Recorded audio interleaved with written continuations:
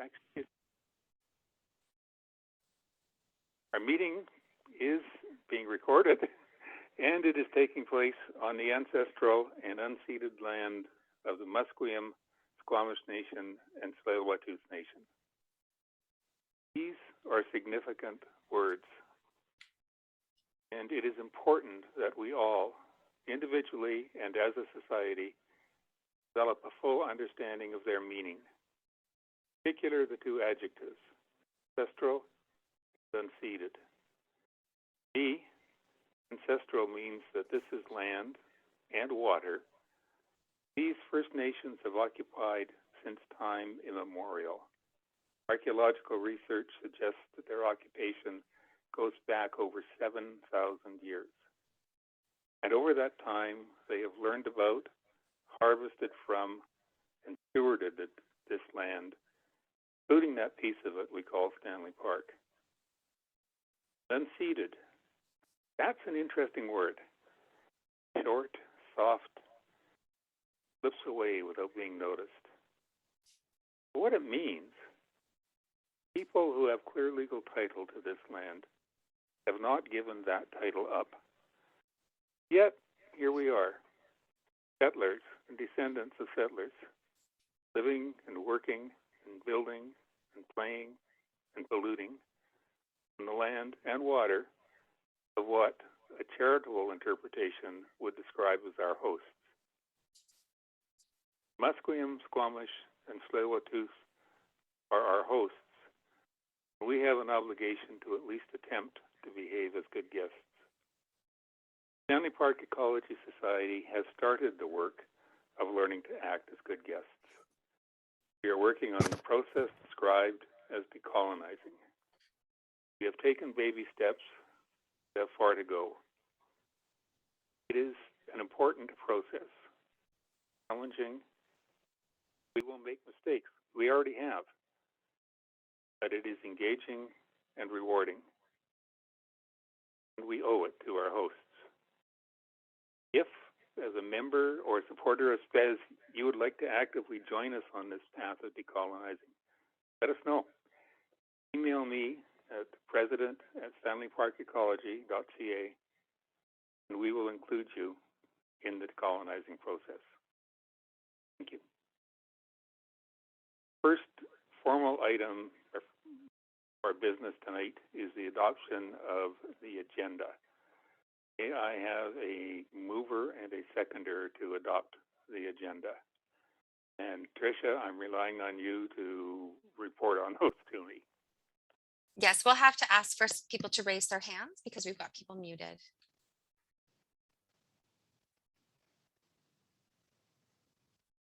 Okay, I've got a motion from Chris.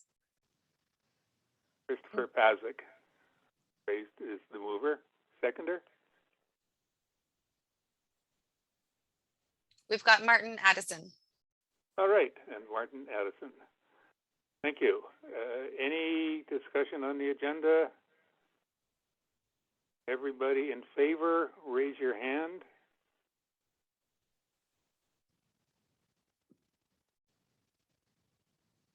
But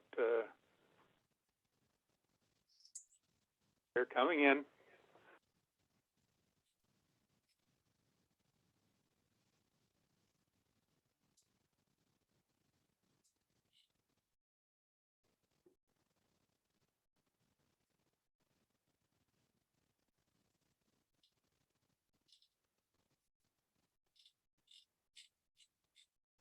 We have 60 participants and 23 hands raised, now 61 participants. To get to a majority, I'm going to declare the motion carried. Tom, just one way that I've seen people do this is you ask if anyone objects and you get hands that way too, is another way. Yeah, I know, Aaron. I just find that to be rather exclusive. Okay. I prefer to include people. Anyhow, we're down to 19. All right, now I'll move to opposed. Is there anybody opposed to the motion? We're voting in favor. Please put your hand back down, and we'll look for motion. People opposed.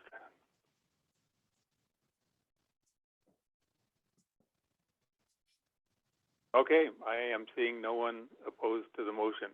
So thank you for that. The agenda is carried. We will now move to the minutes of the last annual general meeting, which have been posted on the Spes website.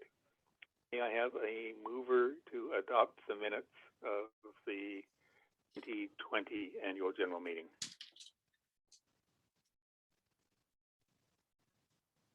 Raise your hand if you wish to move. We've got Marty Marty. Podolsky. Thank you, Marty. Is there a seconder for the motion?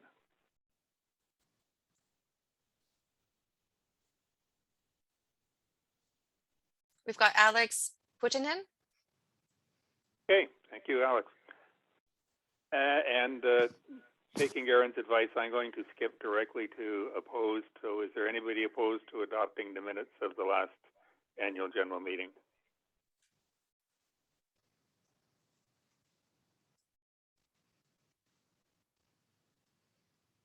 Being none, I will declare they be approved.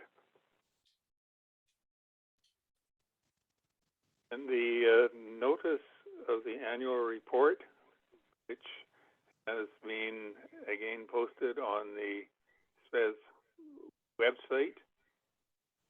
Is there a motion to adopt the annual report for the 2020/21 program year?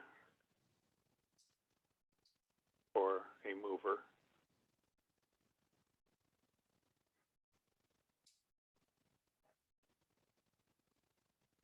Who wants to adopt the annual report? Darren A. So, Darren, you're a seconder. Okay, we got two. It's a tie.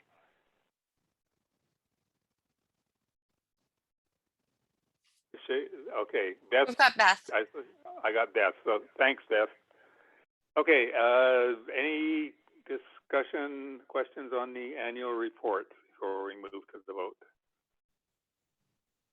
It's pretty comprehensive. It's good, and I want to thank Tricia and all the staff on doing an excellent job in compiling it. Okay, is there anybody opposed to adopting the annual report?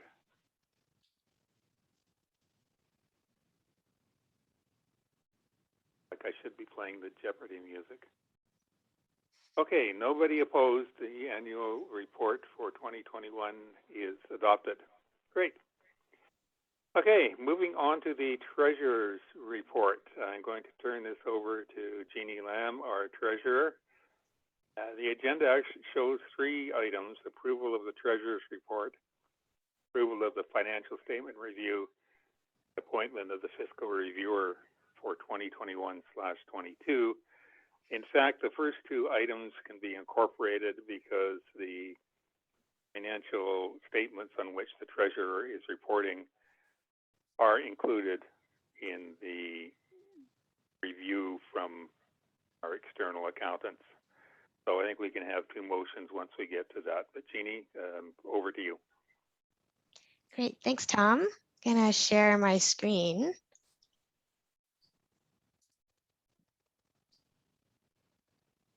Can you guys see my screen? Okay, great. Okay, so I'll be walking through our auditor's report. The period that we are discussing today is for the year ended June 30th. So July 1st of 2020 to June 30th, 2021. So in this report, we start with the auditor's engagement report. What we have here is the auditors outlining their responsibilities in this report. Most importantly is this is a review versus an audit. So this is more of a reasonability that they do. And we got the conclusion that we get every year, which is great. A qualified conclusion that the financial statements that we have are not materially misstated. I'm going to take all the questions at the end, so I'm just going to go right to it. So the first schedule we have is the statement of operations. Some of you may know it as the income statement. In the columns, we have each of the programs statement directly. You'll see that in 2021, it's a full COVID year. 2020, we had 3 months of COVID and 9 months of normal operations. So we'll see that, for example, concessions was much higher in prior years versus this year where we did not have any popcorn sales or any of the concession fundraisers that we normally would have had in a regular year. You see that donations dropped a little, but relatively stable from prior years. And you'll see that we had a significant higher grant and wage subsidy. So in fiscal 2021, we did benefit a lot from the CEWS program, the Canadian Emergency Wage Subsidy. It accounted for about 200,000 this year, and we were very fortunate to be able to have that because a lot of our costs, as you can see here, relates to payroll and wages, as that is the major expense at Spes. You'll see that in terms of other revenue streams, they are quite similar. Program revenue did drop a little. The team did work really hard on adapting and moving programs that could go virtual. But you'll see that, due to COVID, we did have a reduction in the program revenue. We also had, some reduction in the rental revenues. But all in all, you can see that overall, revenue-wise, we are stronger than a normal year. And, it is great pleasure for us to know that, in a pandemic, we're actually doing quite well.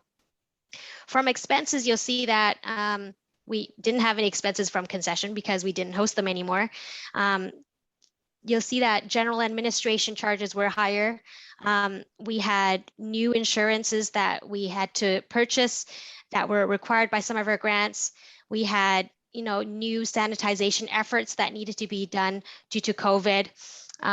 Admin-wise, costs have gone up, but you'll see that, professional fees were slightly lower than previous years and program fees were up. But overall, still okay given the program income that we had and wages, which is consistent with our expectations. So to summarize it all, our net income for the year is 41,000. And as some of you may know, for a nonprofit, usually our goal is to break even. Zero net income is kind of the goal. So compared to prior years where we were actually negative, this year was a positive year for us. And that leads us to our change of net assets. So this schedule here is kind of like the Spes wallet. We started the year with 113K, and we actually added to the wallet this year. Compared to prior years where, we had an amount and we reduced the wallet, this year we actually added to the wallet, and that's really great news for us. When we get to the financial position, some of you may know that as the balance sheet, you'll see that cash position-wise, we are stronger than prior years. We have a deferral method accounting for revenue where when we get a grant, we don't recognize it right away. We put it in liabilities, which is here, deferred income here. And as we use the money for grants, we will recognize it in the income statement. So you'll see that before our year end at June 30th, we actually received a lot of funding for this upcoming year in our assets. So the assets went up. We also had deferred income that came from that. You'll also see here that one of the bigger changes is we have fixed assets. So in the past, the Spes team was using a lot of very old computers and equipment. And given that we had such a good year and with the remote environment requiring everyone to work at home and to be able to have webcams and be able to host programs online, we were able to upgrade a lot of the equipment so that the team can function in this remote environment. So all in all, the balance sheet is consistent with our expectation, and it's also a very healthy position for us to be. The next one is our statement of cash flow. Some of us like to know about the cash flow because cash flow is really the oxygen of the company. And we want to make sure that, no matter what happens in the accounting world, we can pay our bills when we need to. And that's getting payroll out, paying all our invoices when they're due. And you can see that from a financial position, we had an increase in cash, and our ending position is also a lot stronger than in prior years. Next, we have the financial statement notes. Similar to prior years, we have the pandemic note where, it tells you that, the statements that you see today are based on a pandemic year. It talks about, that we did pursue available government assistance programs. We've implemented health and safety procedures, and this is consistent with prior years. Next, we have the basis of accounting and significant accounting policies. These have not changed in the past year, and they are consistent with prior years, so I don't plan to spend too much time here.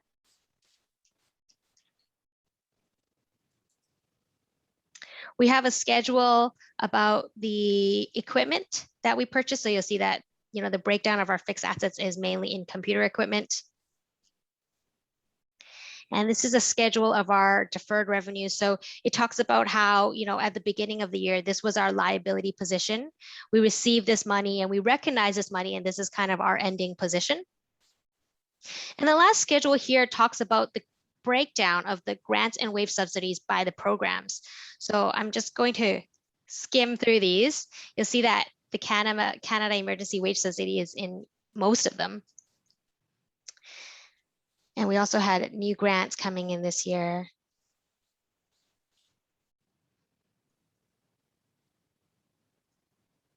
So that's pretty much SPES in fiscal 2021. Did anyone have any questions? And I'm just going to leave this at the operations one, since usually a lot of the questions I get come from that. Okay, well, if there are no questions, I'm going to motion that the financial statements and the accountant's comments for the fiscal year of 2020-2021 as prepared by Chroma Kai be approved. Is there a seconder for the motion? I see Steph. Okay. Okay. And the second one is to adopt the same. Oh. Hang on, we actually have to adopt the motion. Oh, sorry.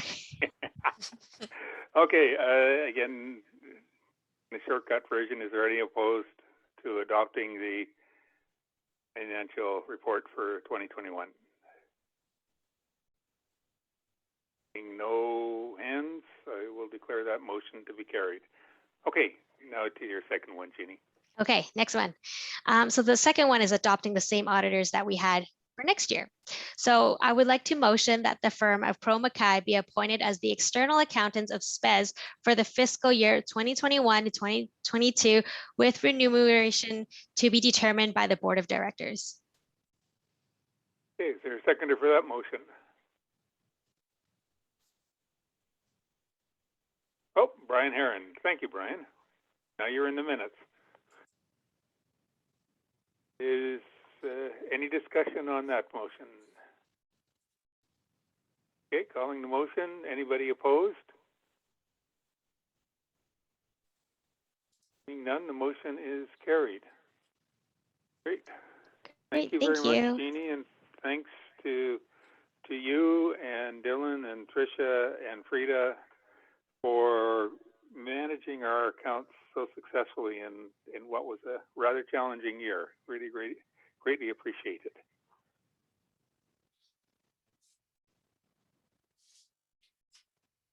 All right, we now move over to the report of the People Committee, which also serves as our nominations committee. As this committee is currently without a chairperson, I would be pleased to present their report myself.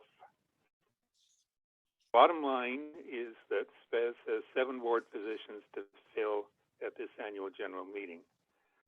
But before we get there, 4 board members who served last year have either stepped down during the year or are not standing for re-election.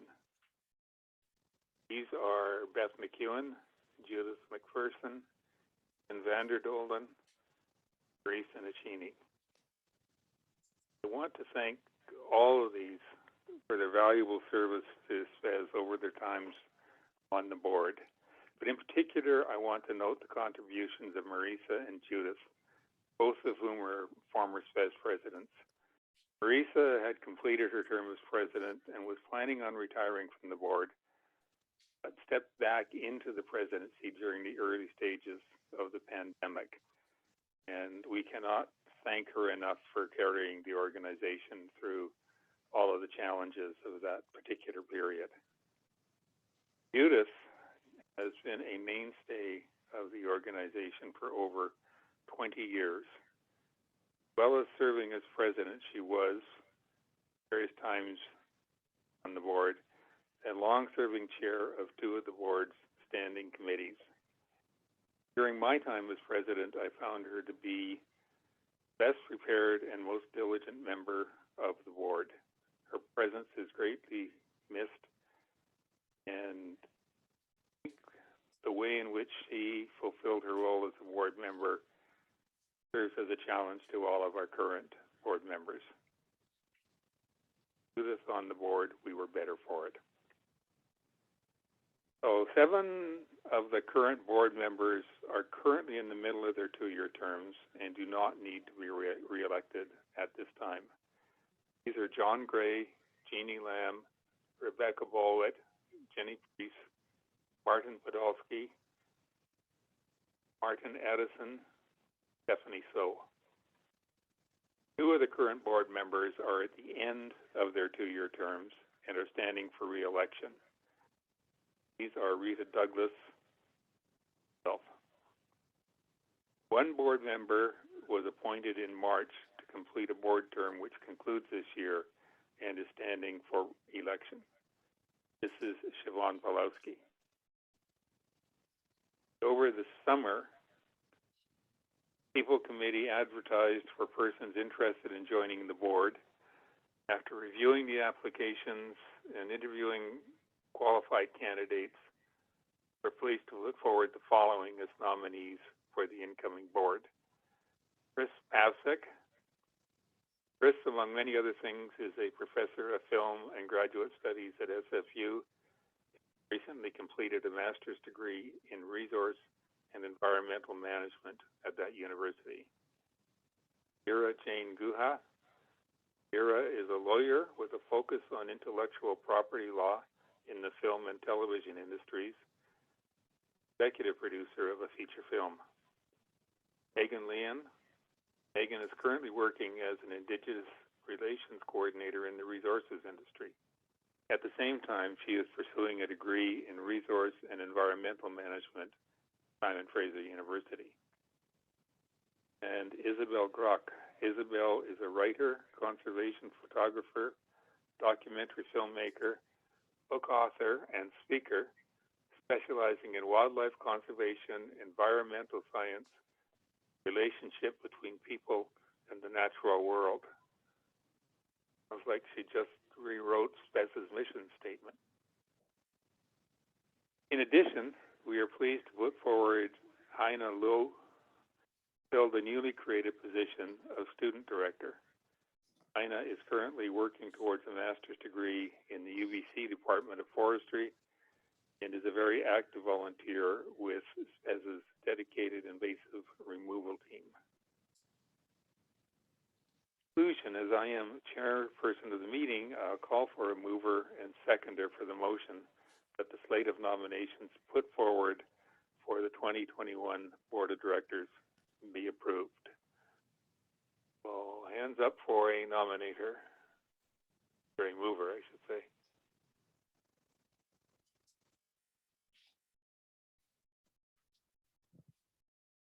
Ready? Oh, I see Jenny Priest. Thank you very much. And is there a seconder?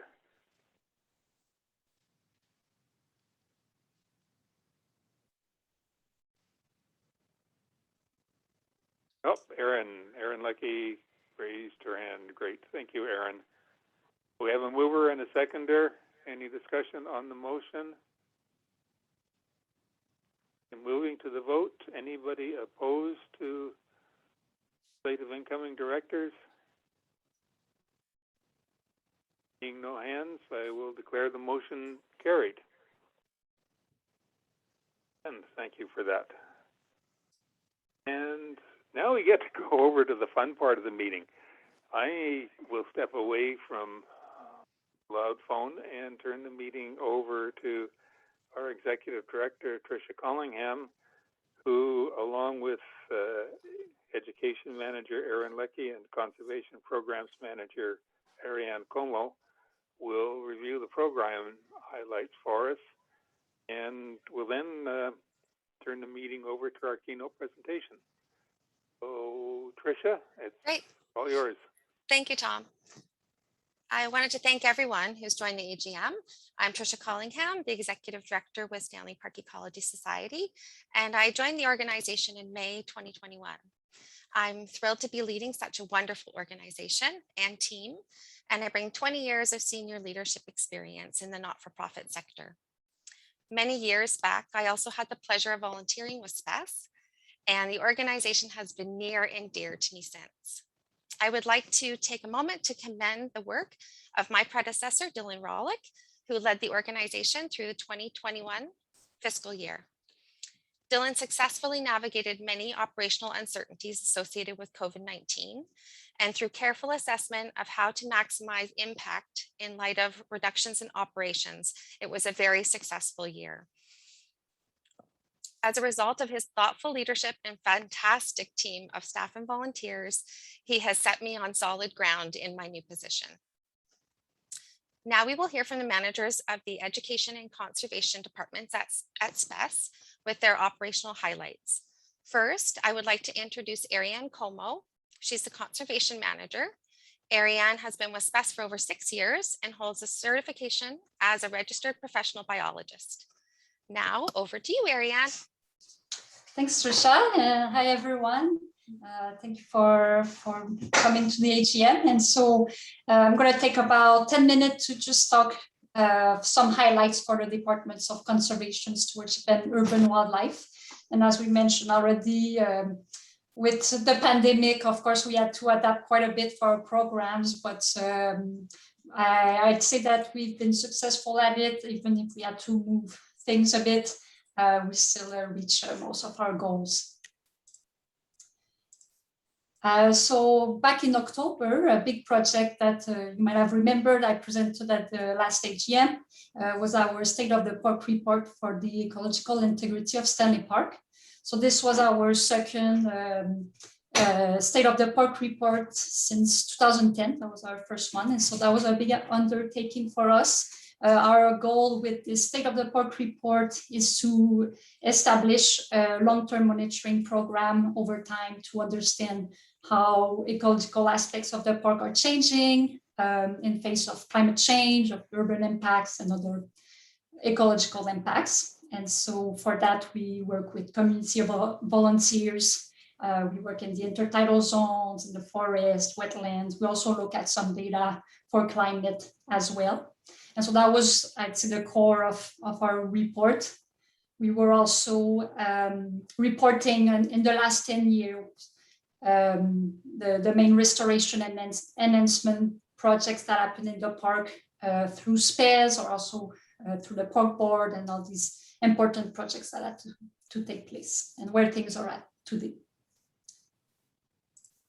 Another great thing that happened this year, so our conservation technician Olga and our conservation intern Shelby, Shelby did a placement with us through Environmental Youth Alliance, and together they created a pilot project for bumblebees surveys, following some protocols that UBC Botanical Garden are following. And so our goal with that is to compare our pollinators, how they differ between restored area or more natural areas with places where are dominated with invasive plants. And so this was just a pilot year this year, and we're excited to continue that in the coming years.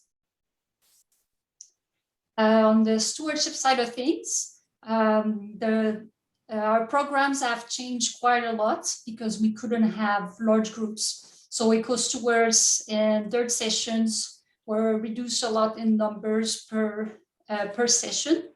but we had some volunteers that would pair up, and some of them, they came almost every day. And so our volunteer hours are still really, really high.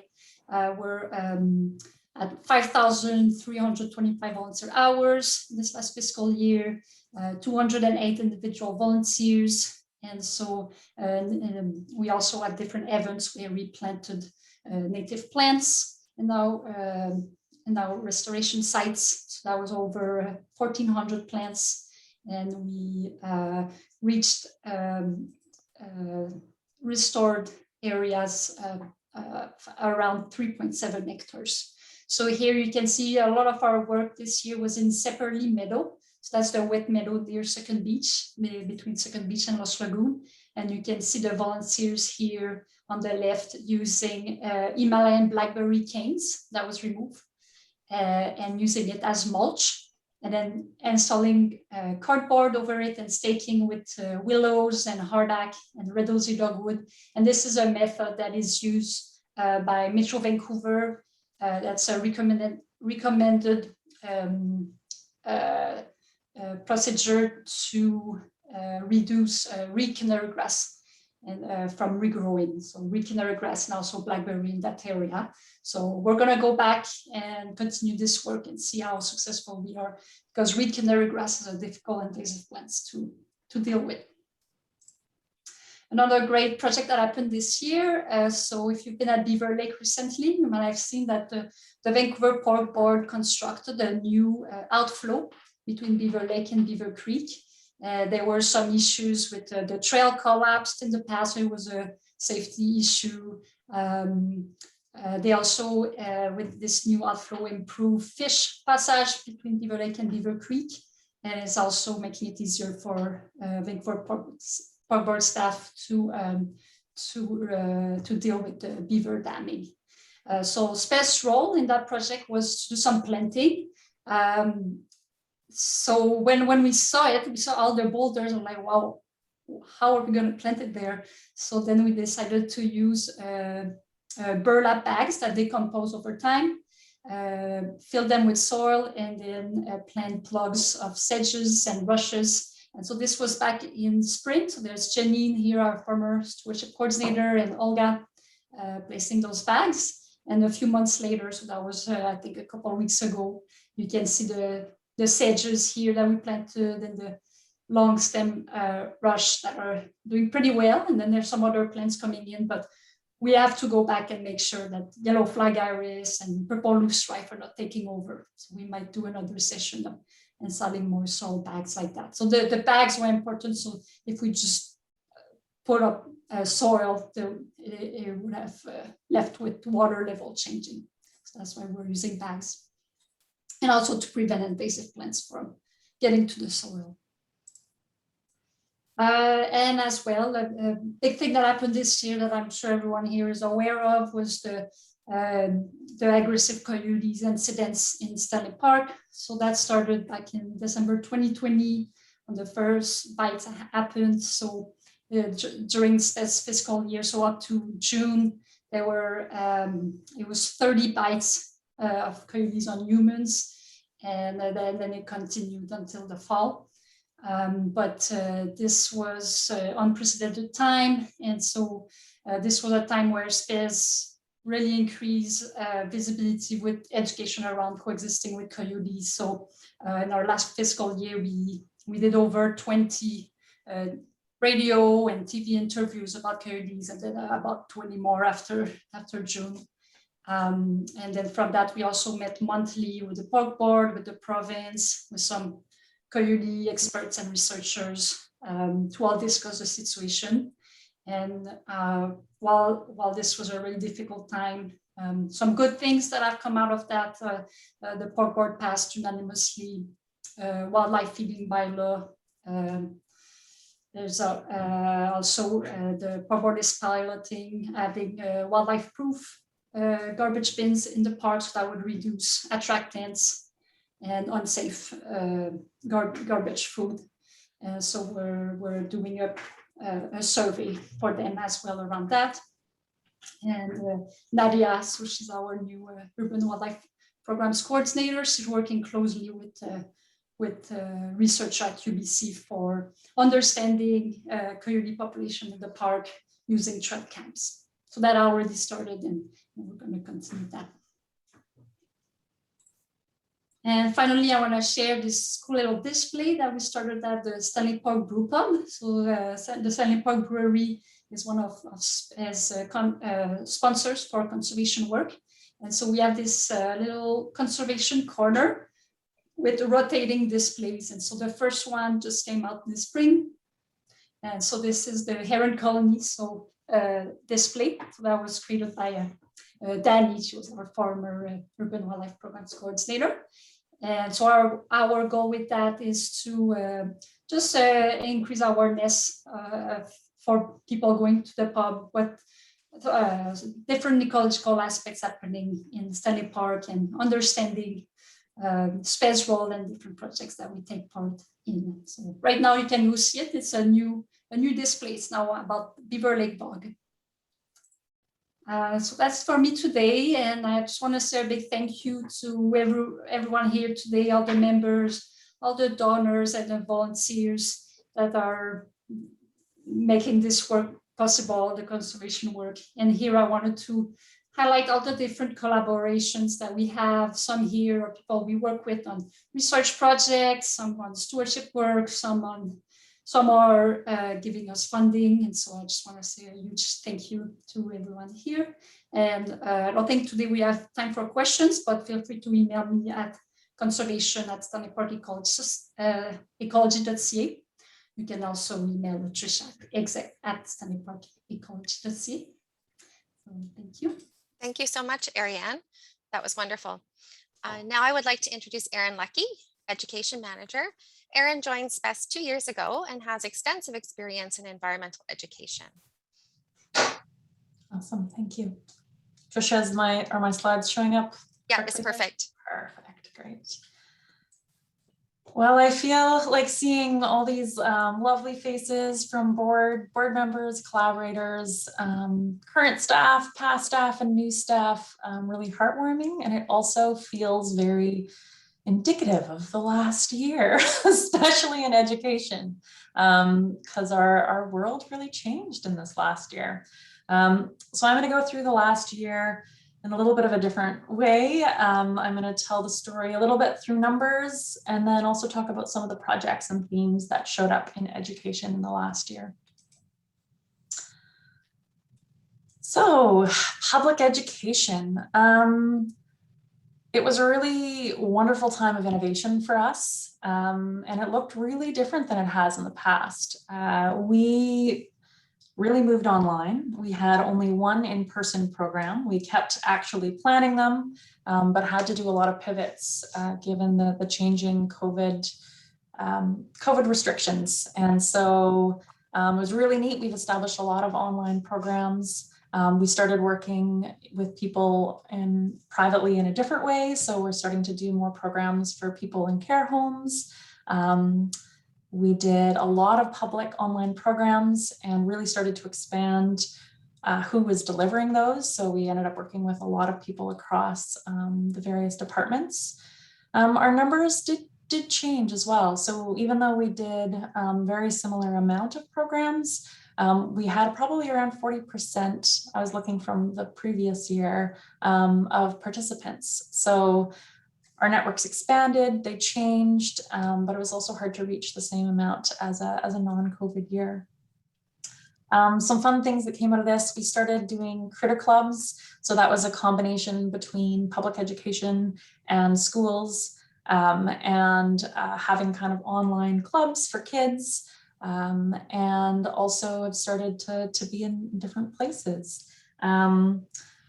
We had a lot of people say that joining our programs was a highlight of their year and something that was really needed over a really challenging year. And it was really neat to kind of establish community, but in such a different format than we normally do. Nature House, we were open some more days than we were last year at the beginning of COVID when everything shut down, but we've been able to keep our doors open and have a lot of visits and see a lot of people that are local come in, and that was reflected in those depth of conversations and relationships. And we know that this was a beautiful haven for so many people over a year of a lot of adversity. One of the things that we spent some time doing in this last year was looking at what voices are we highlighting in the Nature House, and did an extensive look at the different Indigenous voices that we wanted to have. And a lot of those books actually flew off the shelves right away. So if you come in, you might only see a few, just because we're working to keep up with them right now. But that was a really meaningful and good thing that we were able to do over this last year. Eco Rangers, we had the Eco Rangers as a group of roving volunteer interpreters, and they were trained both virtually and with some in person. And again, it was a really, really meaningful way for people to engage with the local environment over the last year. And we were so happy to be able to host them and still be able to do certain things in person. School programs. This was a hard one. There's a lot of changing expectations in schools. It was a very hard year for a lot of teachers.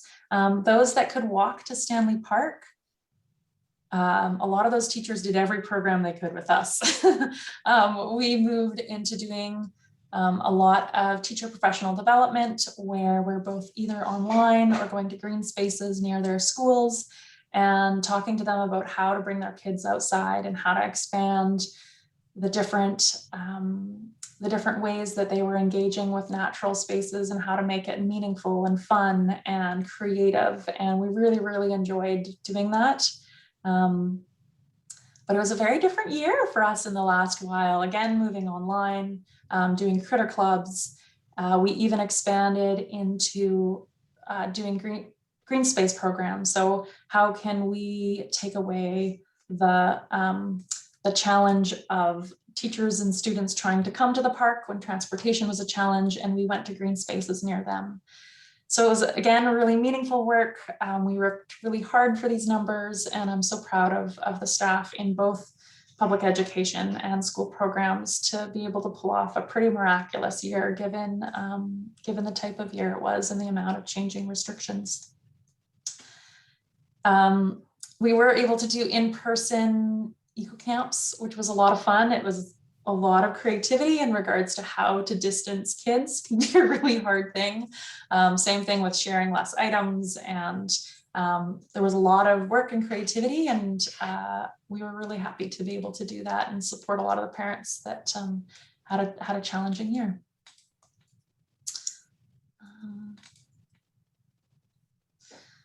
So some of the projects and reflections from the last year, I spoke briefly of the first one, but there were a lot of interesting things that emerged this year, and also really appreciative of grantors of us providing things that were pretty different than we might have originally put in. So I mentioned briefly about this, but some of the things that we navigated was continually changing restrictions. I'm sorry for all of you on the line that signed up for an in-person program and might have had them postponed. We were doing what we could, and also taking our time to make sure that we were doing things in a really safe way and not jumping the gun and getting ourselves in trouble. And we were pretty lucky to not have any COVID scares among any of our programs over the last year. Yeah, and it changed the types of activities we could do, but we had a lot of fun getting creative on giving people activities that they could do on their own times with their own communities. We also felt the ebb and flow of people's online fatigue for programs. So certain programs that were an absolute hit one month, a couple months later, when things were a little bit different, would have varying numbers. So it was an interesting year to keep up with that. Also knowing that people have different economic restraints, we also brought in sliding scale pricing, which has been really wonderful. And we appreciate those that paid more than the minimum, and also really appreciate those that were able to come and participate at all. It was really lovely to see the community come together and support the programming and support others being able to do the programming as well. Fun thing with this last year, so at the beginning of when COVID first hit, we ended up reducing our staff by quite a bit, and we also had to get really creative. And so we worked with conservation a lot on our public programming. We had cross-department collaboration. And so there was a lot of new things for educators and staff to do over the last year. And that was really fun and strengthened cross-department collaborations in a good way. Earth Month. Earth Month, we took a pause and said, hey, how can we engage in some of these other large conversations, important conversations, and really enjoyed some of these panels. The role of Indigenous ways in community and ecosystem health, had different folks from the local nations, and also a lawyer that speaks to Indigenous conservation projects. We had a group come together for Action for Environmental Rights and Racism, which had a fruitful conversation as well. We looked at some of the local stewardship practices and activism that was happening here. We had a panel talk about climate action, really well-spoken group of youth. We also collaborated with Télé Tours on an Earth Day film, and Seed Generation talking about some of the conservation projects that youth group is doing. So it was a really wonderful month to kind of engage in some of those bigger conversations this year. Eco Stories. I wonder if I can show this clip. So Eco Stories is I wonder if I can get out of this one. Eco Stories is a project that we collaborated with the Cinematheque, and they supported a group of students. It was actually 120 students. We worked with a local Trek group. They supported them in, sorry, I'm trying to jump over to a little clip here. So give me one moment.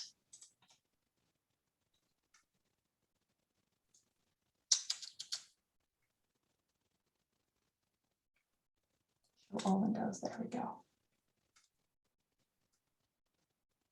Okay, I'm just going to do a full screen share and then jump over.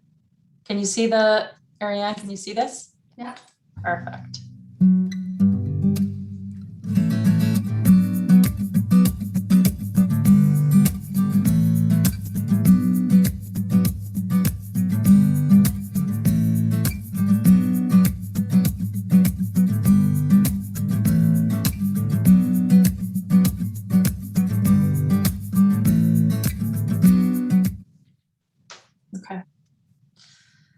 So it's just a little tiny teaser. You can actually see more of the videos that came out of that project, but it's a collaboration with the Cinematheque, supported by TDFEF. And we got to talk about what it means to have a reciprocal relationship with nature. Some of the students came out and both mapped and pulled invasive species.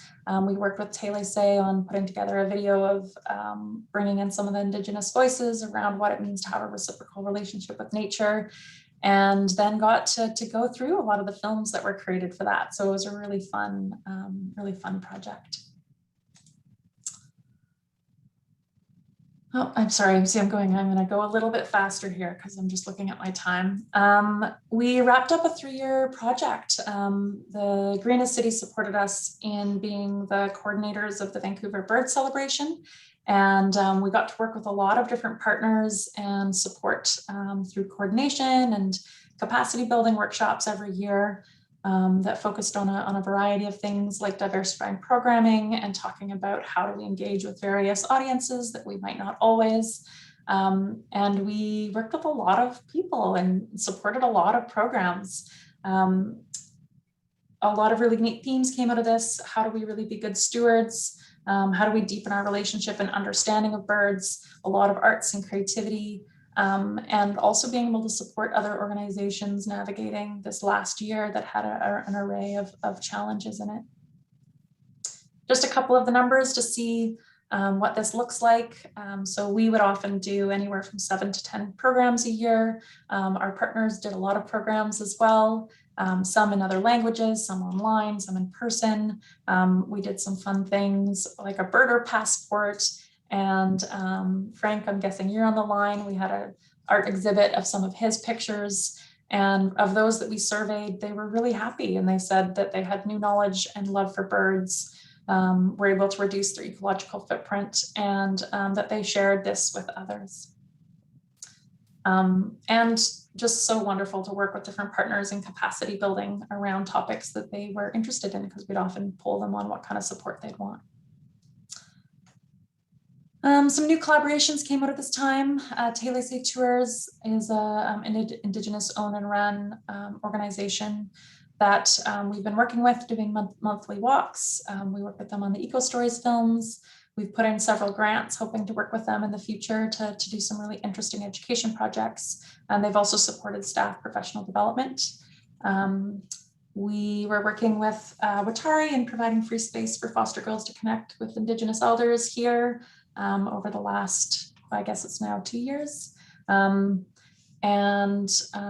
Started to dive deeper into the Let's Go Birding Together, which is now called Birding with Me, to support walks for various folks and in various languages. Also, it was a big year for internal professional development. So we had a lot of meetings around what does reconciliation mean? What are we reconciling? How our approach is either colonial or how can we decolonize those? Really rich book club that dove into both contemporary and historical books, and a lot of prody that's been happening through there, and also some different work around equity and how we use our words. I just want to say a big thank you. Here's some of the thank yous that we get. Oh my goodness, your emails and your messages and some of these things were absolute highlights of our year.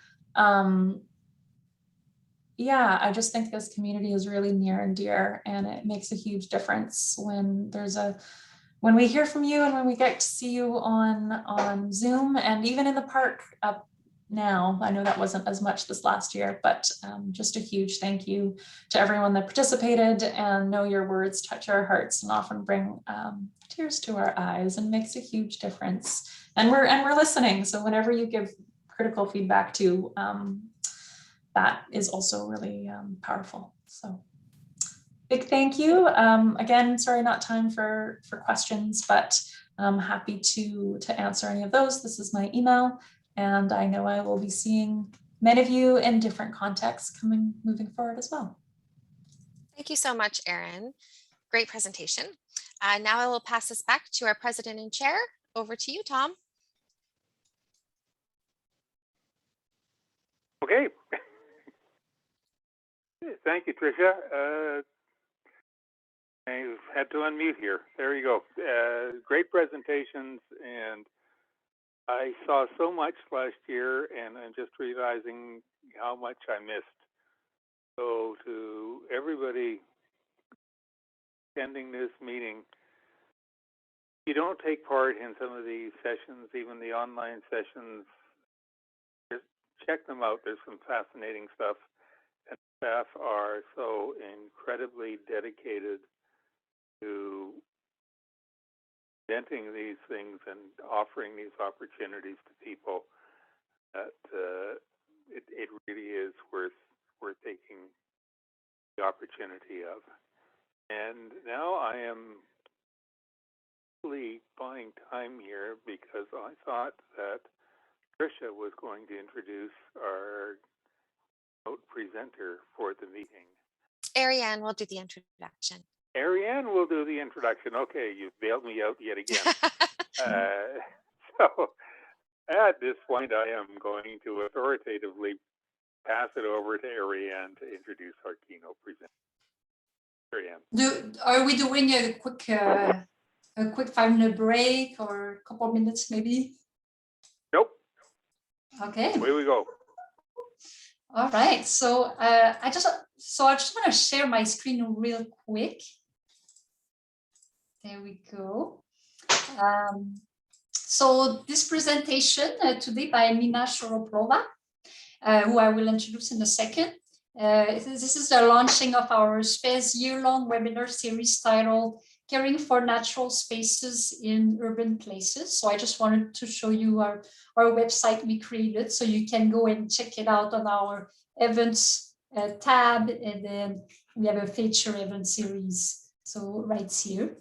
And you can see, so this year-long series, our vision with this series is to connect diverse knowledge and practices to foster resilient urban ecosystems.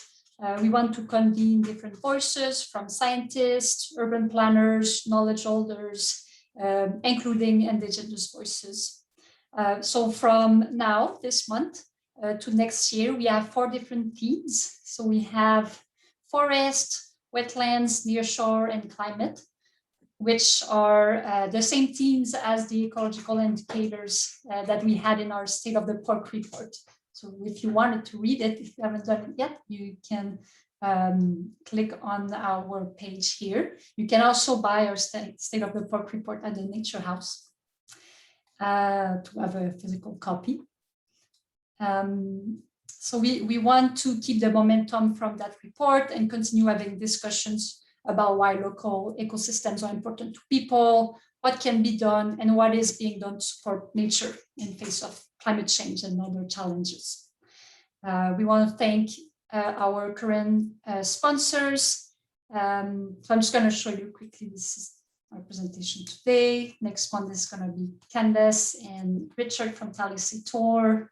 In December, we got Michel Desrochers from the City of Vancouver. And then stay tuned to learn about who's going to present in the next month. And here we have our current sponsor, so Miss 604 Intensity. And if you know anyone else that would like to be a donor or a sponsor for our series, please let us know. So without further ado, I'd like to invite Nina Shoroplova, our first speaker for the series. She's presenting Legacy of Trees, Caring for Vancouver's Parks, Yards, and Boulevards. Personally, I've met Nina for the first time through a Spes public walk that I was leading, and she was attending, and she attended many walks from Spes. And Nina recently wrote a book about trees in Stanley Park titled Legacy of Trees, which was a finalist in 2020 Lieutenant Governor of BC's Historical Writing Awards. So, and you can now buy her book at our Nature House on West Lagoon. So I will let her say a few more words about herself. So thank you, and please welcome Nina. Well, thank you very much, Ariane, for the introduction, and it's been a fascinating meeting so far. So this talk is called Legacy of Trees, Caring for Vancouver's Parks, Yards, and Boulevards. And this is a photograph of Stanley Park. This is Stanley Park Pavilion, where Spes has its offices. And this was the 1919, in July, the Great Peace Celebration and Thanksgiving for the end of the First World War. This was, of course, before there were flower beds and before Malcolm Bowl was created. I would like to acknowledge that I live, walk, work, and worship on the traditional unceded land of the Musqueam, Squamish, and Tsleil-Waututh people. This is a UBC Museum of Anthropology map that shows the language boundaries.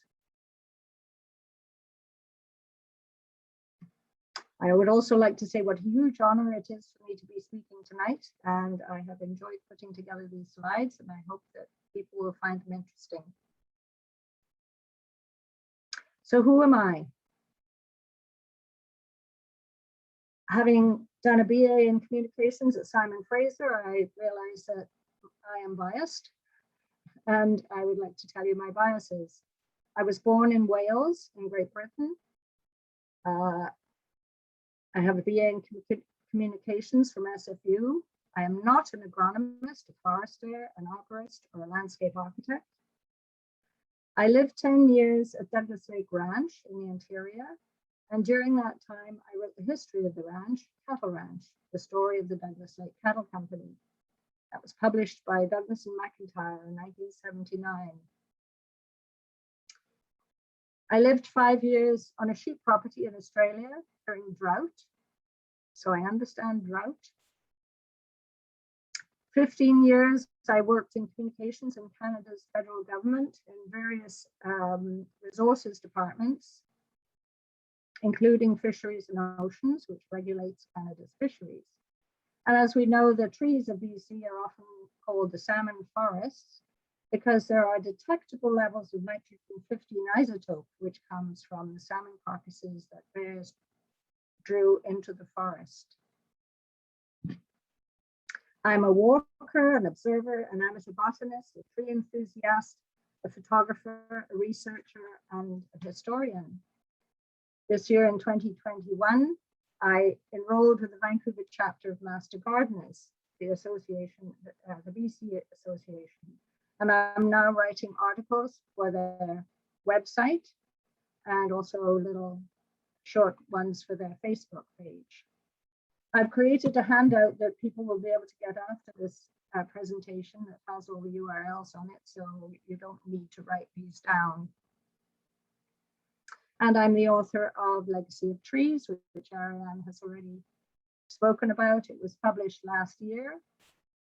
It's a finalist in the Lieutenant Governor of BC's Historical Writing Awards.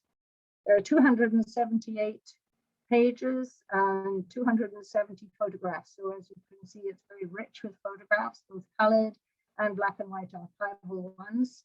And I've created about 10 original maps within the park. Changes to the forest.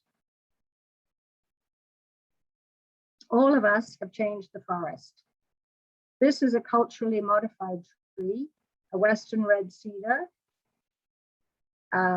It's actually in North Vancouver. There's a company called Millennia Research Limited. They are archaeological and heritage consultants, and they put together an extremely interesting handout, which is available here. Again, this URL is on a handout that I will provide at the end of the call.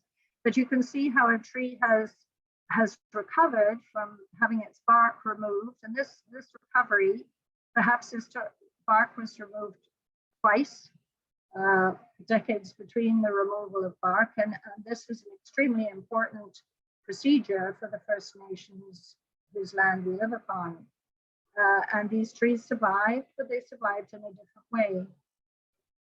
When other immigrants came to the forest, they also changed the forest in permanent ways. This is a photograph from 1900 showing men standing on springboards with their long saws, their axes, no safety equipment.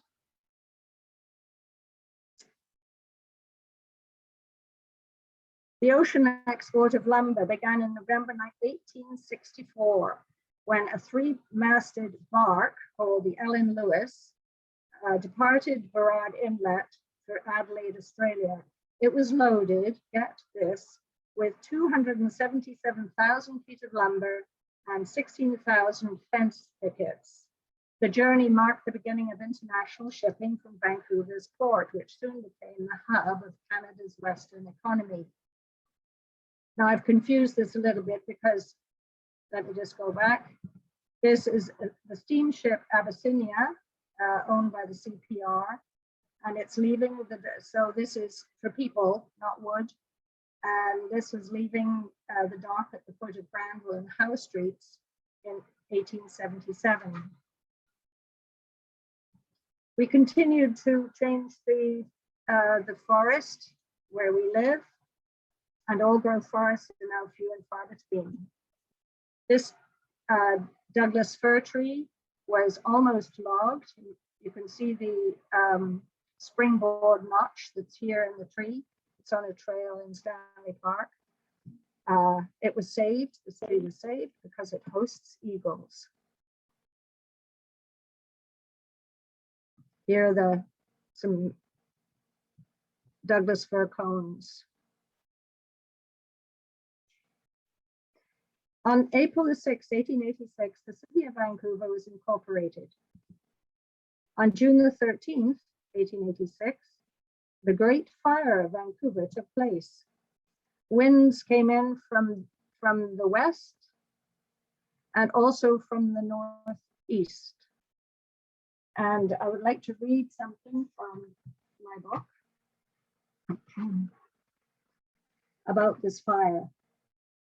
The men who cut down the forest who now stands the most important business section of our city adopted the expedient of cutting the backs only of the smaller trees and then letting a big tree down upon them. The whole thing would go down with a crash like a lot of ninepins. After the first attempts at this system were proven successful, they enlarged it. And as the falling progressed southward toward Davie Street, a whole section of 10 or more, perhaps 20 acres, would go down with one great grand sweeping crash. When the fire came, the Great Fire,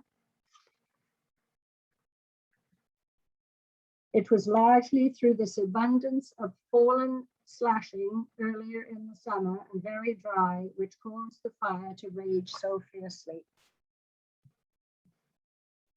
And the person who carried out that interview is this gentleman here, Major James Skip Matthews, the self-appointed first city archivist of Vancouver City. 4 weeks after, well, in fact, the rebuilding of the city began the very next day. And 4 weeks later, this is the progress that they had made. As you can see, it's a lot of destruction still.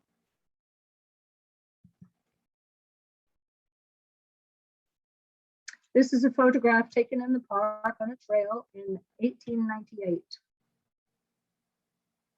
Imagine a piece of land the size of Vancouver, closer to its original state, covered with native deciduous and evergreen flora, trees sustainably harvested, the oldest trees selectively logged, then clear cut to feed the mill, and what's left cleared for homes, roads, businesses, and parking lots, and burned in a wildfire.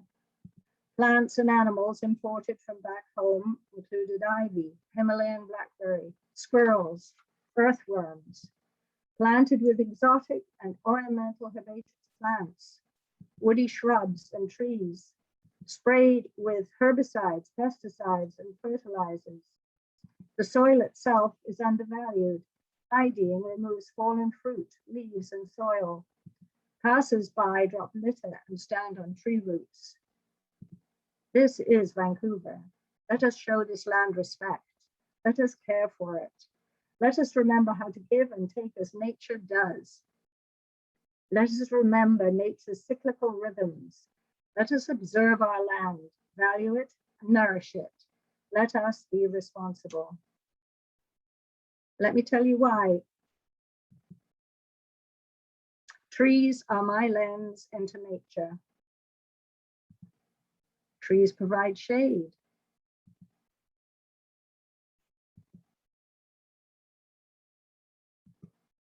You might say trees.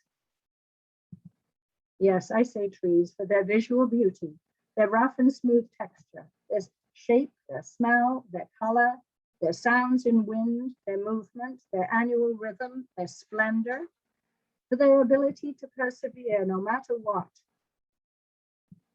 to grow so large and for so long, to nurse others, to build community, to share resources, to communicate, to absorb toxins, to provide shade, to breathe out oxygen, to breathe in carbon dioxide, to capture and store carbon, to moderate weather, buffer sound, to create soil, to enrich our soil, to stabilize our soil. We develop a relationship with the trees growing around us. They invoke in me a sense of wonder, of nature at work, of the mystery, of how little I know, of how small I am, of all. What does heritage tree mean? Heritage and heir are from the Latin heres, the Greek heros. We are heirs, we are stewards, we inherit these trees. They are our inheritance. The Douglas fir is one of the trees we inherited, and we must look after it because it doesn't grow anywhere else in the world. Here also is the Western red cedar. You notice the red and the word red and the word cedar are grouped together because this is not a cedar. There are no native cedars growing in this part of the world. They are not native to here. This is a Thuya plicata, and it's now a nurse stump for 4 Western hemlock trees. Let's count them. There's one here, one here, one here, and a very small one here. So when you see a tree standing on stilts in the forest, you know that it's gone through this process of absorbing all the goodness out of a nurse log or a nurse stump. Our heritage trees, many of them are introduced and to commemorate something.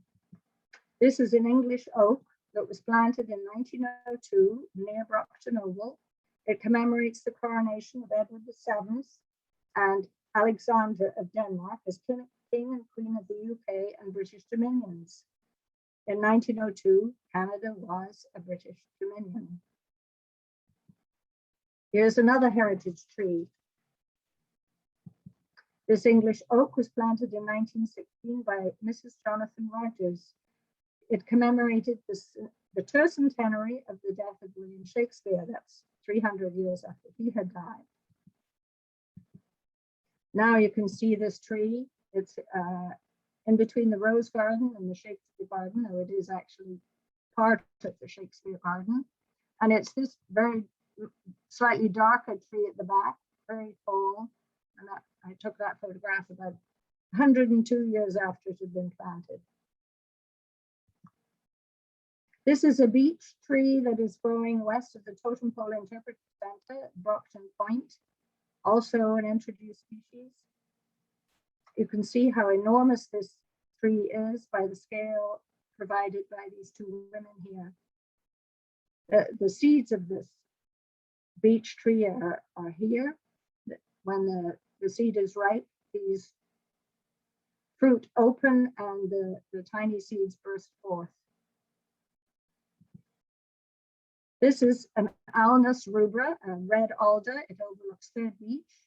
And at one time, it was the 2nd largest red alder in Canada. And you can see the leaders of this tree. Had they stayed intact, it would indeed be a lot larger. But even as it is, it arches the complete pathway here. These are the small cone fruit that grow once they're pollinated. These are the catkins here. And these are the mature cones that have dropped their seeds. The wonderful thing about red alder is that it fixes nitrogen in the soil. It's able to take environmental nitrogen and make it available in the soil through mycorrhizal connections, fungal connections with other plants. This is another heritage tree. So I'm going to share trees that are not only in Stanley Park. This one is a Robinia pseudoacacia, a black locust. It's on Comox at Jarvis. These are its flowers. It's a member of the pea family. And so it grows these little short bean pods of seeds.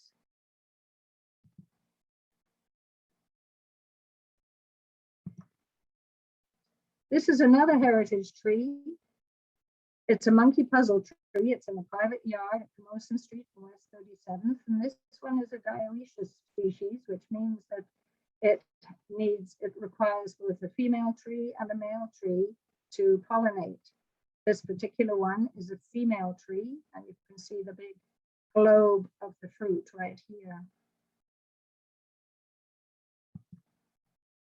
This is a long line of heritage trees. They are Lombardy poplars, otherwise known as black poplars. And this is a group of trees that you see as you drive into Vancouver on the Broad Street Bridge going north.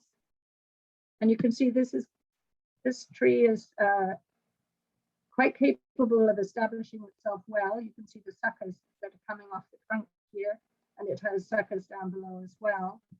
And it buttresses itself extremely well against wind with these very prominent roots that are visible on both sides. Here is another heritage tree over 100 years old. It's known as a Caucasian wingnut. And here, this is the reason why it's called this, is because of these little seeds that hang in chains, and each little seed has its own wing. It also suckers underneath. It's a superb canopy if you get the chance to go there and have a look. And these are its roots showing up in the sidewalk. And these roots, this is the tree flare right here, the root flare. And these roots go all the way down the sidewalk to where the grass starts again, and they actually are level with this car. And so imagine how broad these roots are under the road and under the sidewalk.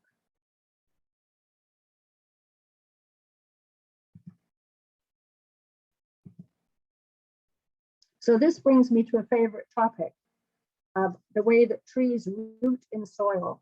And I do want to share some history of Vancouver's parks with you, but first let me touch on this so that each of us can influence and look after our soil and thereby the roots of our trees.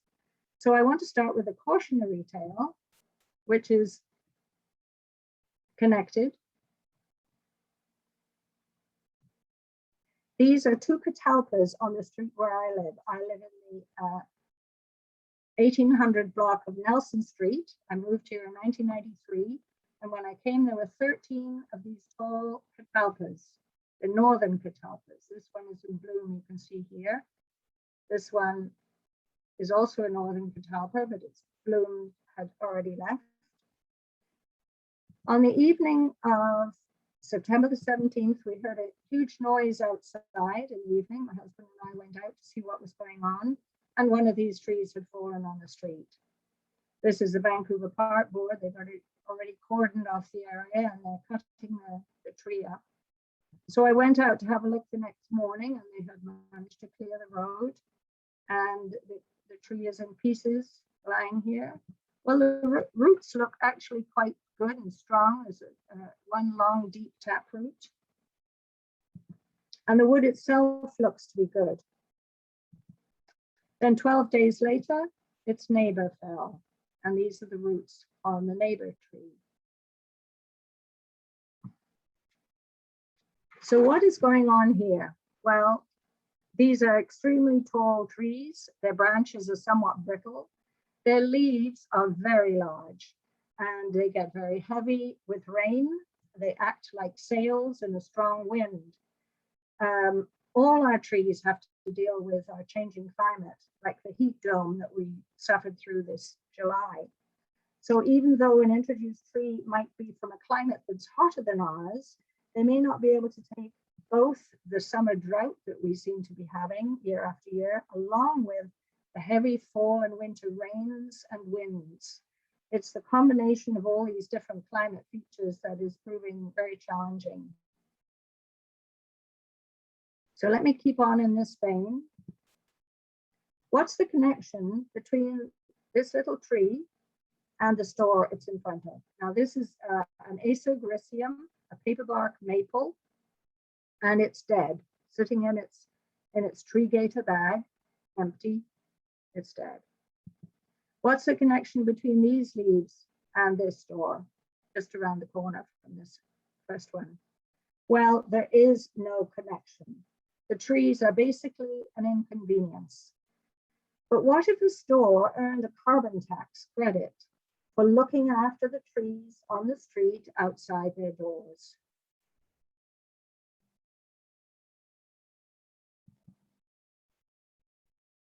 It seems to be common practice these days in the West End anyhow, that people have their gardens and yards and boulevards looked after by companies that rake the soil, rake the leaves together, removing soil. You can see the rake marks left in the soil here. And here you can see how much soil has actually disappeared from this part of the boulevard. I've seen this practice going on.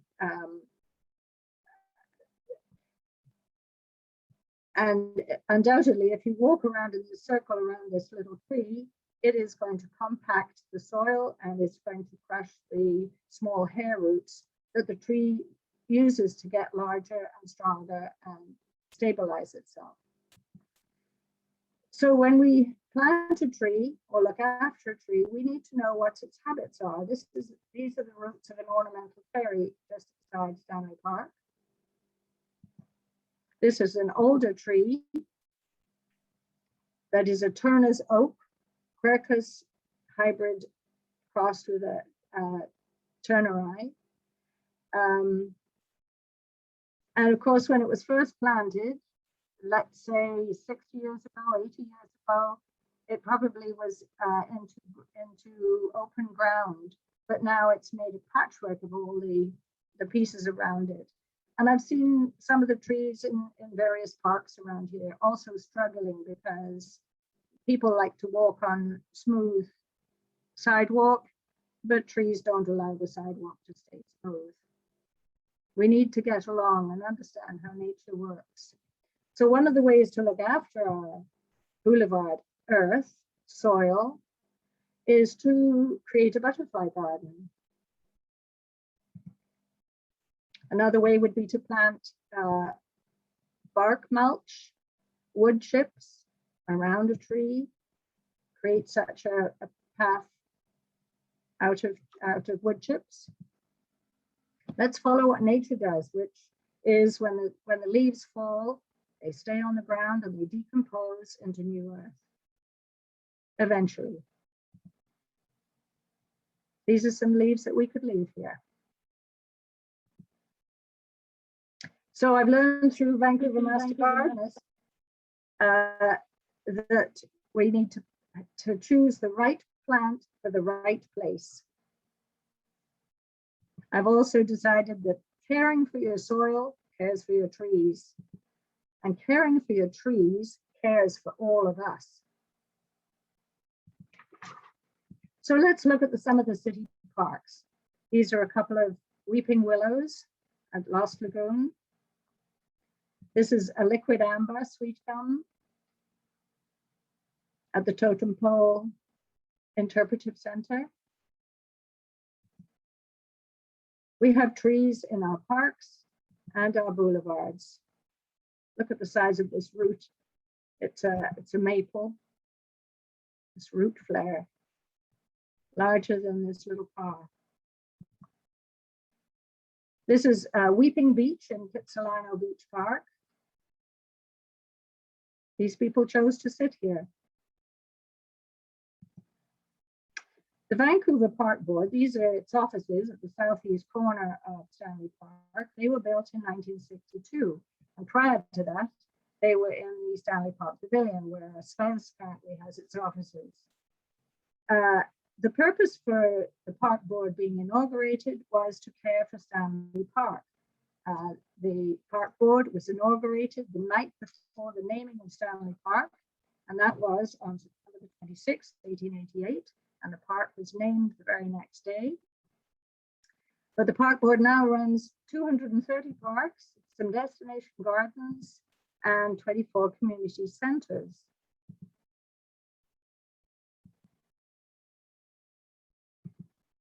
It also runs 3 championship golf courses and 147,000 street trees. And it's possible to search these street trees and find out in many cases when they were planted, if they're younger trees, and what species they are, what genus, what species. Stanley Park as a park is 133 years old. It's 400 hectares of forest, trails, ornamental gardens, playing fields, a lagoon, a bog, streams, seawall, beaches, and a lot more.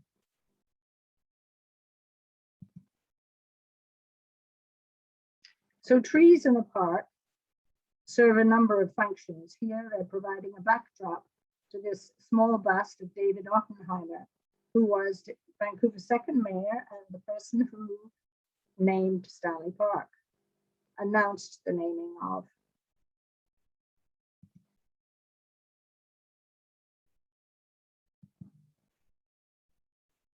Can you spot the man beside these evergreen trees? I think both these trees are Western hemlocks.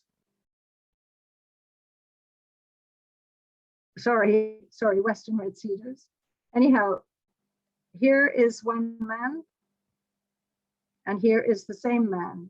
He's in a three-piece suit and a derby and leather gloves, perfect for going out into the forest in 1889. Here are some photographs that I found on the Vancouver City Archives and used in my book. I feel they really portray the early days so well. This photographer is standing on a tree stump. That would have been a really tall tree up around here somewhere before it was logged. And he is taking a photograph of this small group here. This is the entrance into the Georgia Street entrance into the park. You can see that it's a bridge entrance. This tree here is known as the Big Fir. It shows up in many early photographs. And again, I write about it in my book. This is the hollow tree. In those days, photographers would wait at the hollow tree to take pictures of whoever showed up, whether they were in their tally-ho or whatever carriage brought them there. And this is a family grouping. You can see they're holding sword ferns. I don't know how long this would have taken to arrange.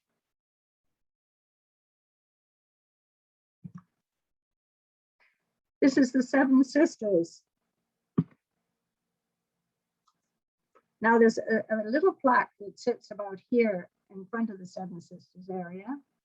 And it claims that all the trees, all the Seven Sisters were logged because they were proving dangerous to all the people who came to the park. Well, in fact, this is one of the Seven Sisters. You can find this Western red cedar right there, and you'll recognize it by that burl.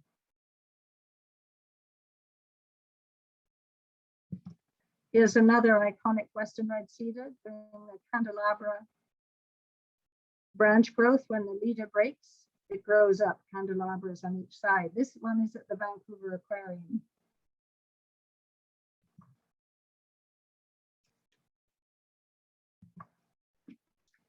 Parks are places where things happen, big events, gatherings, marches, ceremonies.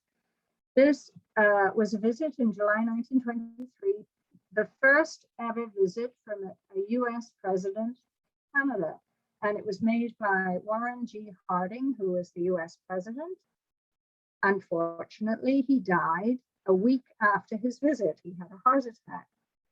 And he was a member of Kiwanis. Kiwanis was quite influential in the park in those days. It was in 1920 that Kiwanis had put together the Rose Garden, or had begun the Rose Garden. So every member in Canada and USA clubs of Kiwanis were called upon to send in money to contribute to the building of the Harding Memorial. And so 2 years later, this enormous crowd gathered for the unveiling of the Harding Memorial, which you'll see here. Here is the Stanley Park Pavilion, and here the memorial. And this was a temporary building, perhaps where the dignitaries stood, or perhaps it was a band inside. Notice the loudspeakers. And this is an enormous crowd that gathered. I think you can see that they're on deck chairs. When I was doing research for this book, Legacy of Trees, I noticed this plaque. And it says that this particular tree came from the Windsor Park in England, and it was planted here to commemorate the coronation of King George VI and Queen Elizabeth, the one that was known in Britain anyhow as the Queen Mum. So once I realized that the trees could tell the story of Stanley Park, then that's what I allowed them to do, to tell the story. So these are trees around Lost Lagoon. There are 2 weeping willows. Actually, I think there are 3 or more weeping willows. And this is a black locust. And even though these trees look really quite, they're very mature, they look quite old, but I know they're younger than 100 years old because of this photograph, which was taken in 1917. And it shows that the bridge is now gone, and this is causeway that is being built. This causeway took 10 years to build. Difficult times, I expect. Recovery from the war. So at one time, the waters of the ocean waters of Cole Harbour would go under the bridge and through into this area that was named by the poet Pauline Johnson as Lost Lagoon, because the waters would then flow out and leave behind the muddy flats. Well, once the causeway was built, then the lagoon was always found, and it stopped being salt water and began to be fresh water. This is one of the native trees. It's a black cottonwood. It's on lumberman's arch, known as hoi hoi by First Nations. This is a western red cedar with about 6 sprays to tell. There are springboard notches almost all around it. It's in the shape between the Rose Garden and the Shakespeare Garden. So the way I approach the trees in my book, I've created maps with each tree is numbered, and then it matches up to the numbers on the list here. So for instance, number 15 is Eddie's White Wonder. And we're here at Stanley Park Pavilion. So Eddie's White Wonder, and there is a photograph of Eddie's White Wonder and the pavilion. So the trails in Stanley Park are extremely popular. My husband and I were walking this day. This is my husband, and this is David Cook, a naturalist. He was taking us to see the remains of the National Geographic tree, which is a western red cedar, and it's on the Third Beach Trail. This is Bridle Trail. I want you to notice this fallen western red cedar. It starts here and it goes all the way along down to here. You can see the redness right there. And as it decomposes, it is a nurse log for these western hemlocks. 1, 2, 3, 4, 5.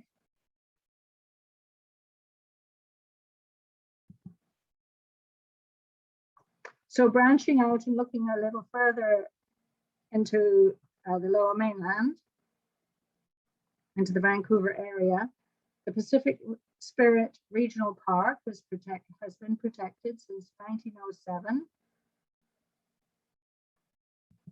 which allows us to walk through this area and get a feel of how it was 100 years ago. This is Spanish moss.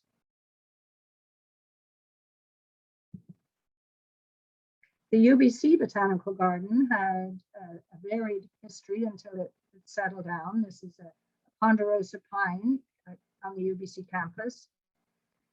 So a man called John Davidson was appointed in 1911 to be BC's first provincial botanist, and he was given the task of completing a botanical survey of the province's flora and also to establish a botanical garden and herbarium. And he began that at Riverview near Westminster. Then in 1916, that office was closed and all the plants were moved to the Point Grey campus. which was not very active at the time. There were only about 3 buildings there for students. Most of the students were still taking their classes in Fairview, in the center of Vancouver. But in 1922, there was what was called the pilgrimage, or later called the Great Trek, of thousands of young people who wanted to take their university classes out at the Point Grey campus. And so that then became the center for UBC. In 1951, UBC was designated, the whole of the campus was designated as a botanical garden. The Toby Memorial Garden began in 1959. In 1968, UBC moved to its current location. This is the fruit of mountain ash, a particular mountain ash called Joseph Rock. That's at the entrance to the UBC Botanical Garden.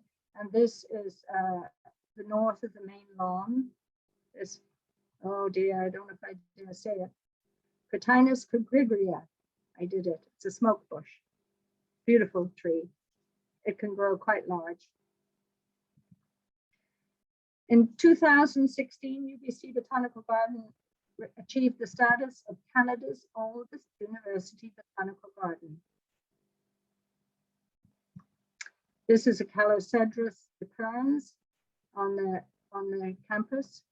An incense cedar, again with a hyphen to show you that it isn't actually a cedar, but it is a Calocedrus. This is the grove of them growing together. Its wood is actually used in creating pencils, or used to be. And so when you sharpen a pencil and you smell that, you're smelling the scent of a Calocedrus decurrens, or an incense cedar. This is Virginia creeper, which is turning this gorgeous red color out at UBC these days. It's on a lot on the sides and all over a lot of the buildings, and it's quite beautiful. I was very fortunate in 2018 to be able to take LARC 316, which is trees and shrubs in landscape. So Douglas Justice was the teacher of that class. He's the associate director at UBC Botanical Gardens.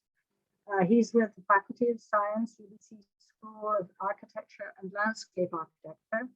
And he's also the creator of the Vancouver Trees app, which works on iPhone and iPad. And if you're at all interested in trees, I strongly encourage you to get this. It's extremely useful.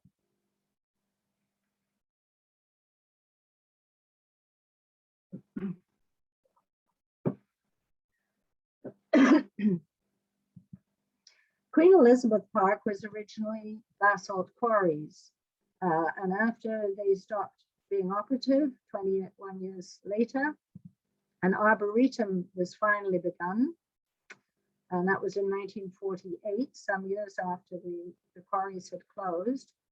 And an arboretum being a place where trees are studied, and often they have labels so you know what the tree is, and that's in this sort of area and around here. And then the main quarry garden was completed in 1954. The garden is 53 hectares.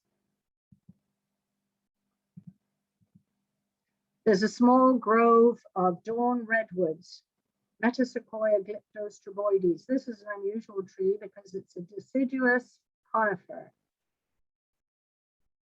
Most conifers are evergreens. And these are the little pollen cones, the male cones. So this grove is at the Cambie Street entrance to the Queen Elizabeth Park. And here's a view of the main quarry. And then in 1969, the Blodgett Conservatory was built. Van Dusen Botanical Garden was originally a golf course. It opened in 1975 with the planting of this tree, which is another catalpa, but a different species from the ones that are on my street. It's a Catalpa bignonioides, the southern catalpa, and the cultivar is aurea. So this tree is now 46 years old. It's a very good size. It's too bad there isn't someone standing there so that you get the scale of the tree. But it has low enough branching that you can really see the flowers very well. And they're very big flowers on a catalpa. This is Cornus Cusa dogwood. Two gorgeous specimens. There are several more in Van Dusen. And as you probably know, these what look to be like petals. This is a white version, white variety. These are actually bracts, and the flower is this small centerpiece. Canby Heritage Boulevard was recognized in 1993. And here this is the beginning of the boulevard at West King Edward. There are two Sequoia dendron giganteum, giant sequoias, and a Cedrus deodara. Here's the pollen cone of a Cedrus deodara, and here the seed cone, mature. The difference with an actual cedar is that the needles grow in little groups together, which is unlike the red cedar, unlike Calocedrus decurrens. Master Toa Wong Commemorative Boulevard was recognized in September, named and recognized for a Cantonese opera musician who lived from 1914 to 2015, so 101 years. It's 22 long blocks of West 16th Avenue. And I have to say, I've enjoyed walking through these wide medians there. It's a pleasure to walk them because you can see the trees so clearly without any danger. These are the seed cones of a Lawson cypress that's growing on this commemorative boulevard. And these are the very recognizable sycamore maple that's known as the Leopoldii. If you've seen this tree once, you will recognize it always through the variegated green patches on it. So if you want to learn more, you can look for new maps, old maps, books. I thoroughly recommend Professor Susan Simard's book, Finding the Mother Tree, Discovering the Wisdom of the Forest. She's a professor at UBC. She's world-renowned as a researcher. She has given TED Talks and YouTube videos. She teaches plant-to-plant interaction and plant communication and the essential interactions between plant and soil to the health of the forest. I also recommend the books of William Bryant Logan, who has written about dirt, the ecstatic skin of the earth. He's the founder of Urban Arborists in New York. He teaches at New York Botanical Gardens School of Professional Horticulture, teaches pruning and tree identification. He's also written Sproutlands, which refers to the harvesting and regenerating of trees through the ancient practices of coppicing and pollarding. Coppicing being cutting the tree down at a low height, a low level near the earth, and pollarding, cutting it off at a higher level. And that allows the trees to regrow into long, straight branches that were extremely useful for hedging and many ancient uses. He's also written this wonderful book, Oak.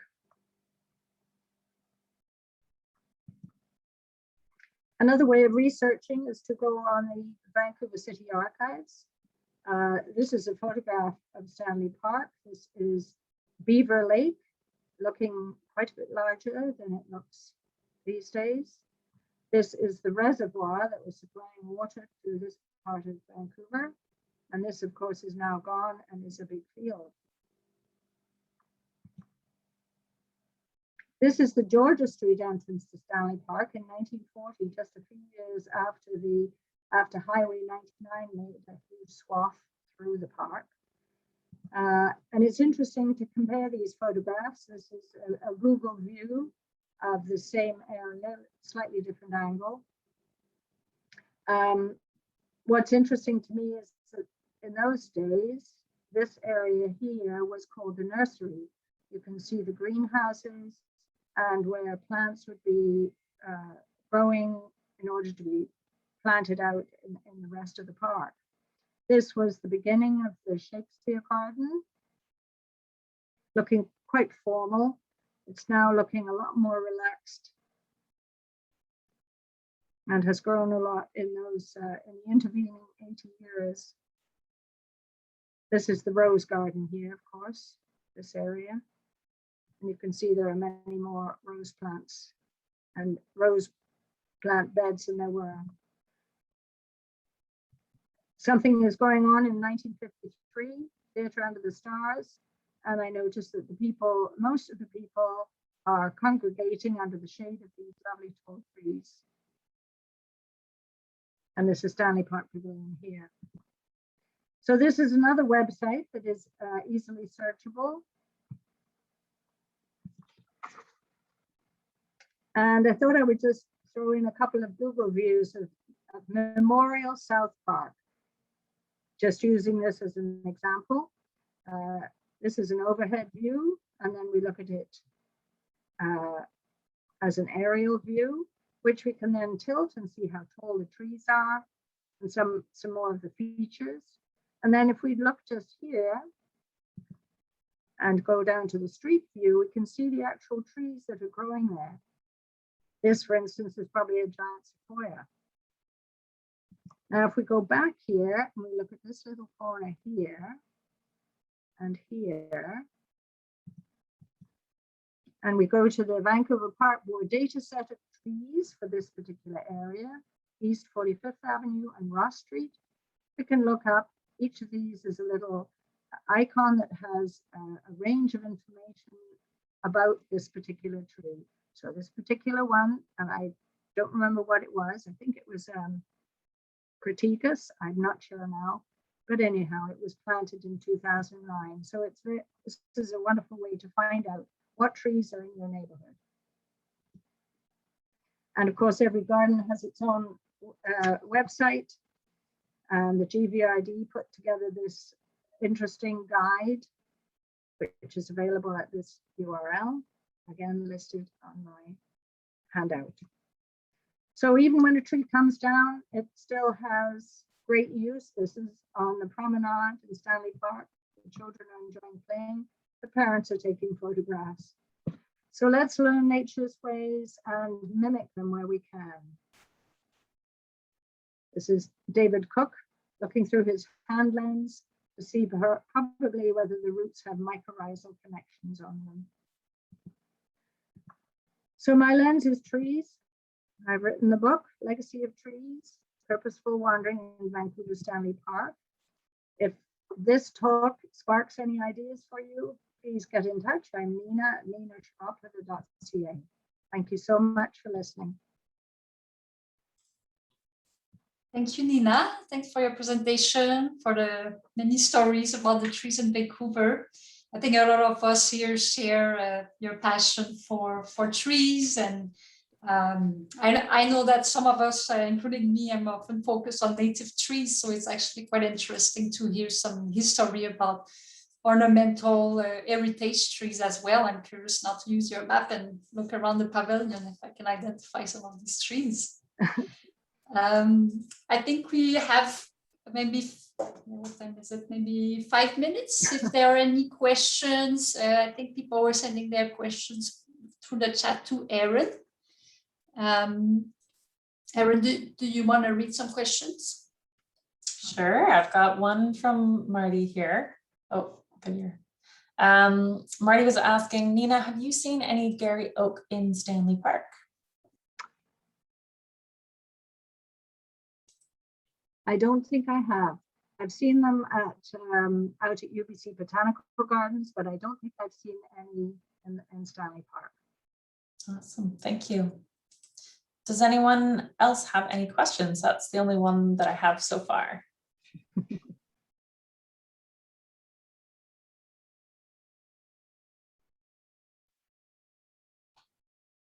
Okay, Mina, I have a question. Of all the trees that you have connected with in the park here, which one has been the most impactful to you? I have so many favorites. I think that the black locust, which Robinia pseudoacacia, which is not well regarded in a lot of parts of the world because it can tend to be invasive. But I just find it's a member of the pea family. I showed one.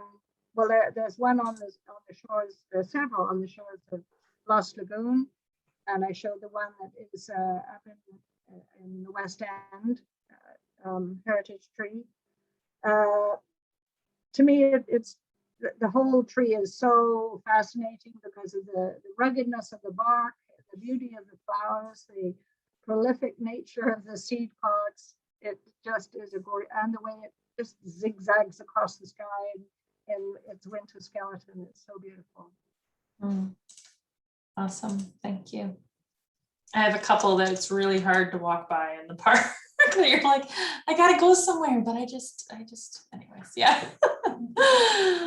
There's might be a few of us here that might hug trees every once in a while. I don't know if there's anyone else out there like that, but it happens sometimes. I'm careful of the root systems. I understand that can be very impactful in other ways, but question from Barbara here. They have heard that they've had to take down more big trees on Nelson. Do you know if they will replace them? I don't, and somebody has asked me, have I any suggestions for what should go in their place? And of course, it's, I have to say, I know a lot of people would love to see the huge tall trees, but we just don't, because we put road over top of their roots, and we put pavement on one side, and then we pave in between, they just don't get a lot of opportunity to absorb water and to do the whole thing in a very natural way. So I have to say that I am personally more in favor of a tree that doesn't grow as colossal as a black locust, or definitely not a long-bodied poplar, but we have the London plane tree is an enormously tall tree. I'm full of admiration that they can stay erect and not fall over. So I have to say that I'm more in favor of a tree that is slightly smaller. Thank you. Only slightly though. Pardon? Only slightly. So I have two other questions here. One from Maureen asking about the Prospect Point old photos look so bare. When was Stanley Park logged? Oh, Stanley Park was logged before it was Stanley Park. And I think it was probably logged a few years after it was Stanley Park. And it became Stanley Park in 1888. So I think probably there were about 20 years or 16 years of being selectively logged. And there's huge evidence everywhere you go in the park of Western red cedars having come down, being logged, and also Douglas firs. So yeah, a lot of trees can be taken down in 15 years.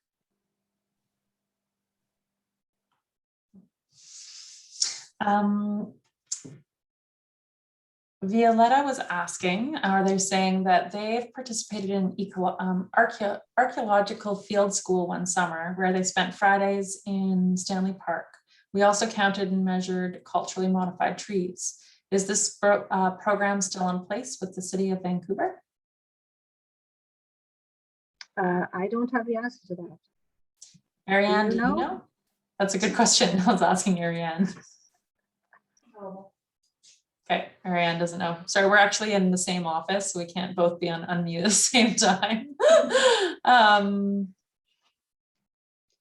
Not that we are aware of or have been working with in the last couple of years, because often a lot of the school groups reach out to Ariane to coordinate. There was a follow-up from that. It was with the archaeology department of the city. Yeah.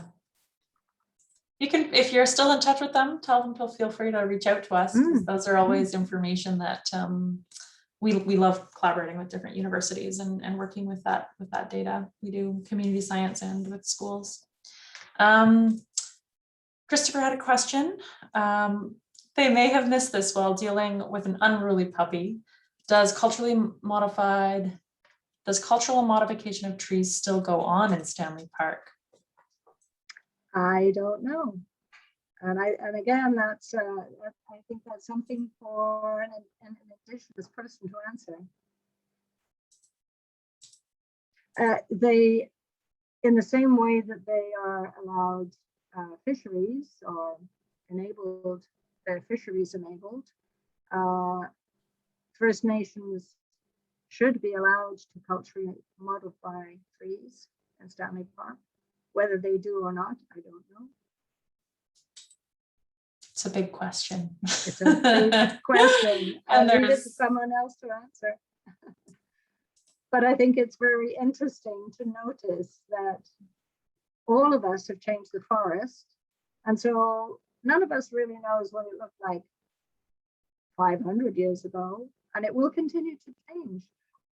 In order to put together this slide presentation, I tried to find some maps that photographs, aerial photographs that I had seen before that showed the shrinking number of trees in the park. And all I could find was maybe one photograph, so it wasn't quite sufficient for me to present. But in many ways, you know, we lose areas like in 2006 when there was the huge windstorm and many trees came down, colossal loss of trees in Stanley Park. And there was a huge amount of outpouring of people recovering the damage. But of course, we also did then take advantage of the ground that was cleared by the windstorm so that we make permanent changes. As the weather changes, we adapt to that. For instance, in that case, the railway route has become larger because of that 2006 windstorm. Thank you, Nina. And I guess, Chris, just briefly to speak to it, we're aware of different activity, cultural activity that does happen in the park. It's not something we're necessarily engaged with. It's not our place to be engaged with it necessarily. But yes, we're aware of different activity happening around harvest in the park.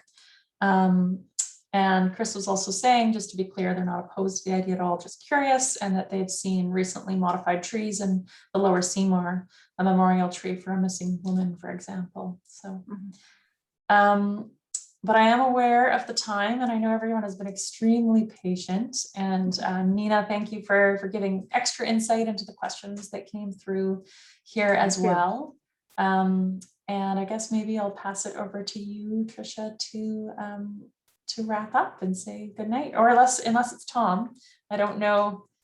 I can ask also to have Tom. Yeah, thank you. Tom is the chair. Nina, thank you from the bottom of my heart. That was a fantastic presentation.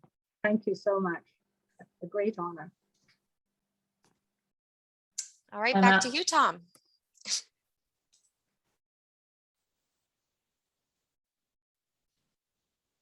And Tom, I've hit ask to unmute, so I don't know, you'll have to push a button to talk again.